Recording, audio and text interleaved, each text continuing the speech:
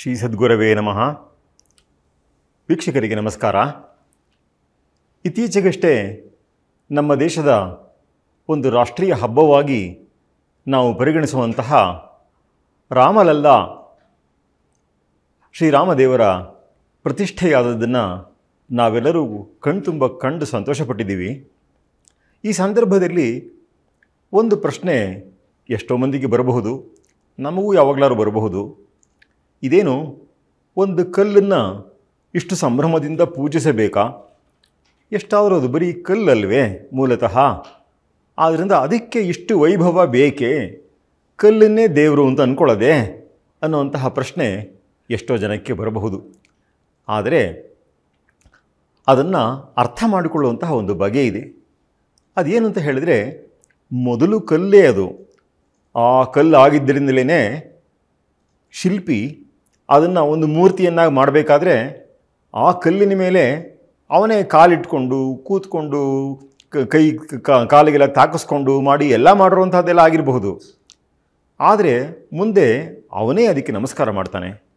ಹಾಗಿದ್ರೆ ಮೂಲವಾಗಿ ಬರೀ ಕಲ್ಲಾಗಿದ್ದಂತಹ ವಸ್ತು ಮುಂದೆ ಹೇಗೆ ಆತನಿಗೂ ಇತರರಿಗೂ ಪೂಜ್ಯವಾಯಿತು? ಈ ಮಧ್ಯದಲ್ಲಿ ಆಗಿದಂತಹ ಚೇಂಜ್ ಏನು ಬದಲಾವಣೆಯಾಗಿದೆ ಇಲ್ಲಿ ಅನ್ನೋದನ್ನು ತಿಳಿದುಕೊಳ್ಳುವಂತಹ ಕುತೂಹಲ ಯಾರಿಗಾದರೂ ಬರುವಂಥದ್ದೇನೆ. ನ್ಯಾಯವಾಗಿ ಆಗಮ ಗ್ರಂಥಗಳಲ್ಲಿ ಹೇಗೆ ಒಂದು ಕಲ್ಲನ್ನು ಆಯಬೇಕು, ಎಂಥ ಜಾಗದಿಂದ ಕಲ್ಲನ್ನು ತೆಗೀಬೇಕು, ಕಲ್ಲು ಎಂಥದ್ದಾಗಿರಬೇಕು, ಈ ರೀತಿಯಾದ ನಿಯಮಗಳಿಂದ ಹಿಡಿದು ಆ ಮೂರ್ತಿಯಲ್ಲಿ ಒಂದೊಂದು ಅಂಗವೂ ಕೂಡ ಯಾವ ಒಂದು ಪ್ರಪೋರ್ಷನಲ್ಲಿ ಇರಬೇಕು ಅನ್ನೋ ಲೆಕ್ಕಾಚಾರ ಮತ್ತು ಅದಕ್ಕೆ ಅದು ಪವಿತ್ರವಾಗೋದಕ್ಕೆ ಮಾಡಬೇಕಾದ ಕೆಲಸಗಳು, ಈ ಎಲ್ಲ ಹೆಜ್ಜೆಗಳು ಕೂಡ ಅದರಲ್ಲಿ ಇರುತ್ತೆ. ಆದ್ರೂ ಕೆಲವರಿಗೆ ಇನ್ನೂ ಆ ಭ್ರಮೆ ಹೋಗಲ್ಲ. ಎಷ್ಟೇ ಏನೇ ಮಾಡಿದ್ರೂ ಕಲ್ಲು ಕಲ್ಲೇ ಅಲ್ವಾ ಅಂತ ಅನಿಸೋವಂತಹ ಸಂಭವ ಇರುತ್ತೆ. ಅದಕ್ಕೆ ಶ್ರೀರಂಗ ಮಹಾಗುರುಗಳು ಒಂದೆರಡು ಬಹಳ ಸುಲಭವಾಗಿ ಅರ್ಥವಾಗುವಂತಹ ಉದಾಹರಣೆಯನ್ನು ಕೊಟ್ಟಿದ್ದರು. ಏನು ಅಂತ ಹೇಳಿದ್ರೆ, ಇವಾಗ ಉದಾಹರಣೆಗೆ ನೋಡಿ, ನಾವು ಯಾರಿಗೋ ಹಣ ಕೊಡಬೇಕಾಗಿರುತ್ತೆ. ಇವಾಗಂತೂ ಎಲ್ಲ ನಮಗೆ ನೆಫ್ಟಿಂದ ಟ್ರಾನ್ಸ್ಫರ್ ಮಾಡೋದು ಈ ಥರದ್ದೆಲ್ಲ ಇದೆ. ಚೆಕ್ಕನ್ನು ಕೊಡುವಂಥದ್ದು ಇನ್ನೂ ಉಳ್ಕೊಂಡಿದೆ. ಆ ಚೆಕ್ಕನ್ನು ಕೊಡ್ತಾ ಇದ್ದಾಗ ಹೇಗಿರುತ್ತೆ ಅನ್ನೋದನ್ನು ಸ್ವಲ್ಪ ಗಮನಿಸ್ಕೊಳ್ಳಿ. ಚೆಕ್ ಅನ್ನೋದು ಏನದು? ಆಫ್ಟರ್ ಆಲ್ ಬರೀ ಒಂದು ಪೇಪರ್ ಅದು. ಆದ್ದರಿಂದ ಚೆಕ್ಕು ಅನ್ನೋದು ಬರೀ ಪೇಪರು ಅಂತ ಯಾರಾದರೂ ಅಂದ್ಕೊಳ್ಳೋಕ್ಕೆ ಸಾಧ್ಯವಾ? ಆದ್ದರಿಂದ ಅದರಲ್ಲಿ ಅದಕ್ಕೊಂದು ವಿಶೇಷವಾದ ಶಕ್ತಿಯನ್ನು ಕೊಡಲಾಗಿದೆ. ನೀವು ಯಾರಿಗೋ ಪೇಪರ್ ಮೇಲೆ ಬರ್ಕೊಡ್ತೀನಿ ಅಂತಂದ್ಬಿಟ್ಟು ಇವರಿಗೆ ಇಷ್ಟು ದುಡ್ಡು ಕೊಡಿ ಅಂತಂದ್ಬಿಟ್ಟು ಕೊಟ್ಟರೆ, ಖಾಲಿ ಪೇಪರ್ ಮೇಲೆ ಅದನ್ನು ಬ್ಯಾಂಕಿಗೆ ಕೊಟ್ಟರೆ ಮಾನ್ಯ ಮಾಡ್ತಾರಾ? ಏನು ರೀ, ಚೆಕ್ಕು ಕೂಡ ಪೇಪರೇ ತಾನೇ ಅಂತ ಅಲ್ಲಿ ಅವ್ರ ಹತ್ರ ಆರ್ಗ್ಯೂ ಮಾಡಿದ್ರೆ ಆ ಮಾತಿಗೆ ಬೆಲೆ ಇರುತ್ತೆಯೇ? ಆದ್ದರಿಂದ ಚೆಕ್ ಅನ್ನುವಂಥದ್ದಕ್ಕೆ ಕಾನೂನುಬದ್ಧವಾಗಿ ಒಂದು ವಿಶೇಷವಾದಂತಹ ಒಂದು ಬೆಲೆ ಅನ್ನೋದಿರುತ್ತೆ. ಆದ್ದರಿಂದ ಸಾಧಾರಣವಾದ ಪೇಪರ್ ಅಲ್ಲ ಅದು. ಅದಕ್ಕೆ ಒಂದು ವ್ಯತ್ಯಾಸ ಇವಾಗ ಬಂದುಬಿಟ್ಟಿದೆ. ಅದಕ್ಕೊಂದು ಗೌರ್ಮೆಂಟಿನ ಒಂದು ಸ್ಟ್ಯಾಂಪ್ ಬಂದಿದೆ, ಇದಕ್ಕೆ ಲೀಗಲ್ಲಾಗಿ ಇದಕ್ಕೊಂದು ಅಪ್ರೂವಲ್ ಇದೆ ಅಂತಂದ್ಬಿಟ್ಟು, ಕಾನೂನು ರೀತಿಯ ಇದಕ್ಕೊಂದು ಮಾನ್ಯತೆ ಇದೆ ಅನ್ನುವಂತಹ ಒಂದು ಲೆಕ್ಕ ಬಂದುಬಿಟ್ಟಿದೆ. ಹಾಗಿರೋದ್ರಿಂದ ಹಿಂದೆ ಮೊದಲು ಬರೀ ಪೇಪರ್ ಅಂತ ಅನಿಸ್ಕೊಂಡಿದ್ದಂತಹ ವಸ್ತು ಇವಾಗ ಇಷ್ಟು ಬೆಲೆ ಬಾಳುವಂತಹ ವಸ್ತುವಾಗಿದೆ ಅನ್ನುವಂಥದ್ದು ಅದರಲ್ಲಿ ಒಂದು ಲೆಕ್ಕಾಚಾರ ಬಂದ್ಬಿಡುತ್ತೆ. ಹಾಗೆಯೇ ಇನ್ನೂ ಒಂದು ಉದಾಹರಣೆಯನ್ನು ನಮ್ಮ ಗುರುಗಳು ಕೊಡ್ತಾಯಿದ್ರು. ನ್ಯಾಷನಲ್ ಫ್ಲ್ಯಾಗ್ ಅಂತ ಇದೆ. ಏನದು? ಬಟ್ಟೆ ತಾನೇ ಅದೂ, ಬಟ್ಟೆ ಮೇಲೆ ನೀವೇನೋ ಒಂದು ಬಣ್ಣ ಬಳಿದಿದ್ದೀರಾ, ಅಂತೂ ಬಟ್ಟೆನೇ ತಾನೇ ಅಂತ ಯಾರಾದ್ರೂ ಅದನ್ನು ಬಿಸಾಕೋದು, ಅದಕ್ಕೆ ಅವಮಾನ ಮಾಡೋದು, ಅದನ್ನು ಬೆಂಕಿಗೆ ಹಾಕೋದು, ಈ ಥರದ್ದು ಏನಾದರೂ ಕೆಲಸಗಳನ್ನು ಮಾಡಿದ ಪಕ್ಷದಲ್ಲಿ ಅವರಿಗೆ ಲಾ ಪ್ರಕಾರ ಪನಿಷ್ಮೆಂಟೇ ಆಗಿಬಿಡುತ್ತೆ. ಅಂದರೆ ಆ ವಸ್ತುವಿಗೆ, ಕೇವಲ ಬಟ್ಟೆ ಅಂತ ಅನ್ನಿಸ್ಕೊಂಡಂತಹ ಒಂದು ವಸ್ತುವಿಗೆ ಈಗ ಒಂದು ವಿಶೇಷವಾದ ಶಕ್ತಿಯನ್ನು ಕೊಡಲಾಗಿದೆ ಅಂತಂದ್ಬಿಟ್ಟು, ಇದು ಕಾನೂನು ರೀತಿಯ ಆಗಿರುವಂಥದ್ದು. ಹೀಗೆ ಕಾನೂನು ರೀತಿಯ ಒಂದು ವಿಶೇಷವಾದ ಶಕ್ತಿಯನ್ನು ಒಂದು ವಸ್ತುವಿಗೆ ಕೊಡಬಹುದು ಅಂತ ಆದ ಪಕ್ಷದಲ್ಲಿ ಅದೊಂದು ಸಾಮಾಜಿಕ ಒಪ್ಪಂದದ ರೀತಿಯಲ್ಲಿ ಆಗಿರುವಂಥದ್ದು. ಇದಲ್ಲದೇ ವೈಜ್ಞಾನಿಕವಾಗಿ ಕೂಡ ಒಂದು ವಸ್ತುವಿನಲ್ಲಿ ಒಂದು ವಿಶೇಷವಾದ ಶಕ್ತಿ ಅನ್ನೋದು ಉಂಟು ಅನ್ನುವಂಥದ್ದು ವಿಜ್ಞಾನವನ್ನು ಬಲ್ಲಂಥವ್ರಿಗೆ ಎಲ್ಲರಿಗೂ ಗೊತ್ತಾಗುವಂಥದ್ದೇನೆ. ನಾವು ಸ್ಪೃಶ್ಯತೆ ಅಸ್ಪೃಶ್ಯತೆ ಅಂತೆಲ್ಲ ಮಾತಾಡ್ತೀವಿ. ಆದರೆ ಒಂದು ಎಲೆಕ್ಟ್ರಿಕ್ ವೈರು ಇದ್ದ ಪಕ್ಷದಲ್ಲಿ ಅದನ್ನು ನಾವು ಅಂಗಡಿಯಲ್ಲಿ ಕೊಂಡ್ಕೊಂಬಂದಾಗ ನಾವೇ ತೊಗೊಂಬಂದಿರ್ತೀವಿ. ಆದರೆ ಅದರಲ್ಲಿ ವಿದ್ಯುತ್ ಹರಿತಾ ಇರಬೇಕಾದ್ರೆ ಅದರ ಬಗ್ಗೆ ಬಹಳ ಎಚ್ಚರ ಬೇಕು. ಅದನ್ನು ಬರೀ ಒಂದು ವೈರ್ ತಾನೆ ಅಂತಂದ್ಬಿಟ್ಟು ಅದರಲ್ಲಿ ಕರೆಂಟ್ ಹರಿತಾ ಇರೋವಾಗ ನಾವು ಎಲ್ಲೋ ಕಟ್ಟಾಗಿರುತ್ತೆ, ಅದು ಆ ಜಾಗದಲ್ಲಿ ಕರೆಂಟ್ ಹರಿತಾ ಇರೋವಾಗ ನಾವು ಏನಾದ್ರು ಇನ್ಸುಲೇಷನ್ ಹಾಕೋಕ್ಕೆ ಹೋದ್ರೂ ಕೂಡ ಸರಿಯಾಗಿ ಶಾಕ್ ಹೊಡೆಸ್ಕೋಬಹುದು. ಅಂದರೆ ಅದು ಬರೀ ವೈರ್ ಅಂತ ಅಲ್ಲ, ಈಗ ವಿದ್ಯುತ್ ಹರಿತಾ ಇರೋದ್ರಿಂದ ಎಲೆಕ್ಟ್ರಿಕ್ ವೈರ್ ಅನ್ನೋದ್ರ ಬಗ್ಗೆ ಒಂದು ಎಚ್ಚರ ಬೇಕಾಗುತ್ತೆ. ಹೀಗೆ ಆಧ್ಯಾತ್ಮಿಕವಾಗಿಯೂ ಕೂಡ ಒಂದು ಸಾಧಾರಣವಾದ ವಸ್ತುಗೆ ಒಂದು ವಿಶೇಷವಾದ ಶಕ್ತಿ ಬರುವಂಥದ್ದು ಉಂಟು. ಇದಕ್ಕೆ ವೈಜ್ಞಾನಿಕವಾದ ಪರೀಕ್ಷೆಯೂ ಸಾಧ್ಯ. ಆದರೆ ಅಂತಹ ಪರೀಕ್ಷೆಗಳನ್ನು ಮಾಡೋದಕ್ಕೆ ಬೇಕಾದ ವಿಧಾನಗಳನ್ನು ಇನ್ನೂ ವಿಜ್ಞಾನ ಅದನ್ನು ಸಾಧಿಸೋದಕ್ಕೆ ಆಗಿಲ್ಲ ಅನ್ನುವಂತಹ ಪ್ರಶ್ನೆ ಬೇರೆ. ಆದರೆ ಎಂದಿಗೂ ಆಗೋದೇ ಇಲ್ಲ ಅಂತ ಏನಲ್ಲ. ಇರಲಿ ಅಂತೂ ಹೀಗೆ ಸಾಧಾರಣವಾಗಿ ಇದ್ದಂತಹ ವಸ್ತು ಈಗ ಒಂದು ಪೂಜ್ಯವಾದ ವಸ್ತು ಆಯಿತು ಅನ್ನೋದನ್ನು ನಾವು ಗಮನಿಸ್ಕೊಳ್ಬೇಕು. ಇದರ ಮರ್ಮವನ್ನು ಅರಿದೇ ಇರೋಂತಹವರೇ ಮೂರ್ತಿ ಪೂಜೆ ಅನ್ನೋದೇ ತಪ್ಪು ಅನ್ನೋದನ್ನು ತುಂಬ ಆರ್ಗ್ಯೂ ಮಾಡ್ತಾರೆ.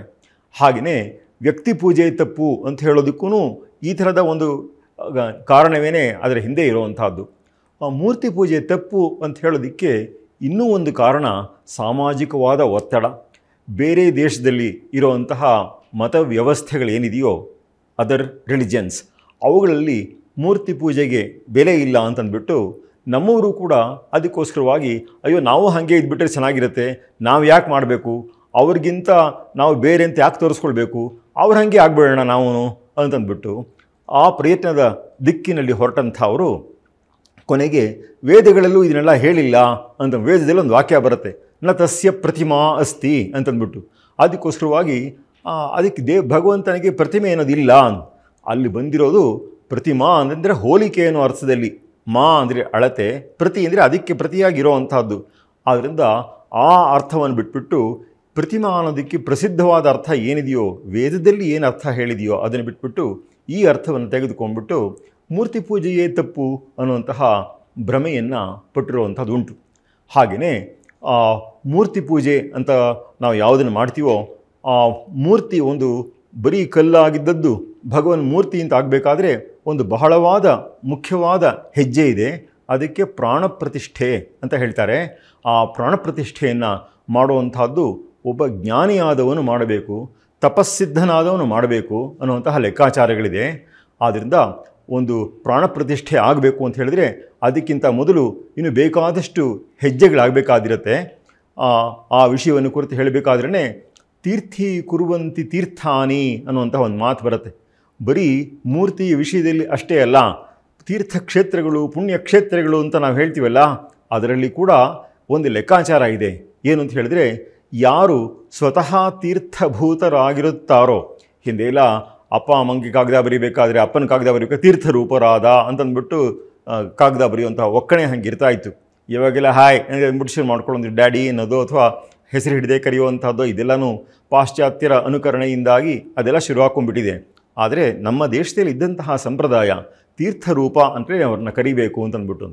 ಹಾಗೆಯೇ ತೀರ್ಥಕ್ಷೇತ್ರಗಳು ಪುಣ್ಯಕ್ಷೇತ್ರಗಳು ಅಂತೆಲ್ಲ ಹೇಳಬೇಕಾದ್ರೆ ಅವುಗಳಿಗೂ ಕೂಡ ಒಂದು ಪಾವಿತ್ರ್ಯವನ್ನು ಉಂಟು ಮಾಡುವಂಥದ್ದು ಹೇಗೆ ಅಂತ ಹೇಳಿದರೆ, ಹೇಗೆ ಸಾಧಾರಣ ಜನರುಗಳು ಎಷ್ಟೋ ಪಾಪಗಳನ್ನು ಮಾಡಿರುವಂಥವ್ರು ಇರಬಹುದು, ಅಂಥವರೆಲ್ಲ ಹೋಗಿ ಉದಾಹರಣೆಗೆ ಒಂದು ಗಂಗಾ ನದಿಯಲ್ಲಿ ಸ್ನಾನ ಮಾಡಿದ್ರೆ ತಮ್ಮ ಅಪಾವಿತ್ರ್ಯವನ್ನು ಕೂಡ ಅದಕ್ಕೆ ಉಂಟು ಮಾಡೋದಕ್ಕೆ ಸಾಕು. ಯಾಕೆಂದರೆ ಅವರು ತಮ್ಮ ಪಾವಿತ್ರ್ಯವನ್ನು ಪಡೆಯೋಕ್ಕೆ ಅಂತ ಹೋದಾಗ ತಮ್ಮಲ್ಲಿರುವಂತಹ ದೋಷಗಳು ಎಷ್ಟೋ ಅಲ್ಲಿಗೆ ಸೇರುವಂಥದ್ದಿರುತ್ತೆ. ಹೀಗಾಗಿ ಒಂದು ಕ್ಷೇತ್ರದ ಪಾವಿತ್ರ್ಯವು ಕೂಡ ಕಡಿಮೆ ಹಾಕ್ಕೊಂಡು ಬರಬಹುದು ಅಂತಂದ್ಬಿಟ್ಟು.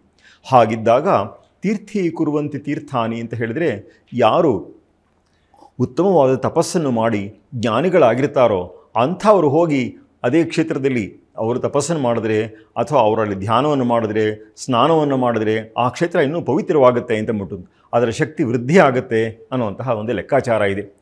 ಇದಲ್ಲದೆ ಒಂದು ಮೂರ್ತಿಯಲ್ಲಿ ಭಗವಂತನ ಸಾನ್ನಿಧ್ಯ ಅನ್ನೋದು ಹೇಗಾಗತ್ತೆ ಅನ್ನೋದಕ್ಕೆ ಒಂದು ಶ್ಲೋಕವನ್ನು ಹೇಳ್ತಾರೆ.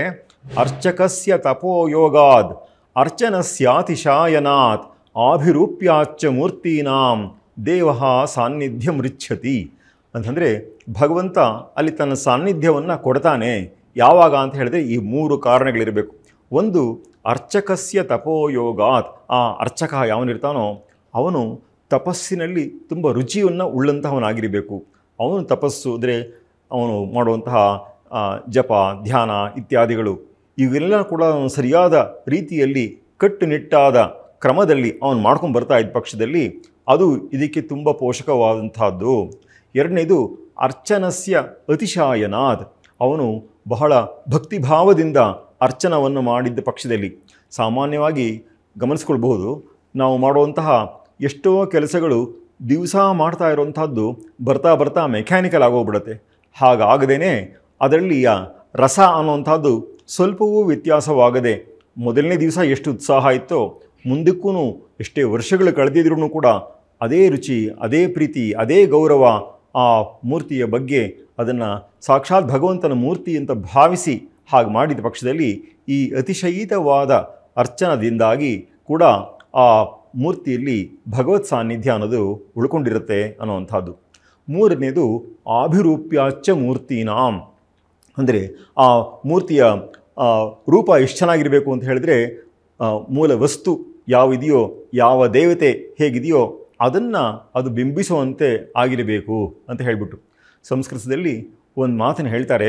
ಏನು ಅಂತ ಹೇಳಿದ್ರೆ, ಅಶ್ಮಾಪಿ ಯಾತಿ ದೇವತ್ವಂ ಮಹದ್ಭಿ ಸುಪ್ರತಿಷ್ಠಿತ, ಮಹಾತ್ಮರು ಪ್ರತಿಷ್ಠೆ ಮಾಡಿದಾದ ಪಕ್ಷದಲ್ಲಿ ಕಲ್ಲು ಕೂಡ ದೇವರಾಗಬಹುದು ಅಂತಂದ್ಬಿಟ್ಟು ಅದಕ್ಕೆ ಒಂದು ಸಾಧಾರಣವಾದ ಲೌಕಿಕವಾದ ಉದಾಹರಣೆಯನ್ನು ಕೊಟ್ಟು ಹೇಳ್ತಾರೆ.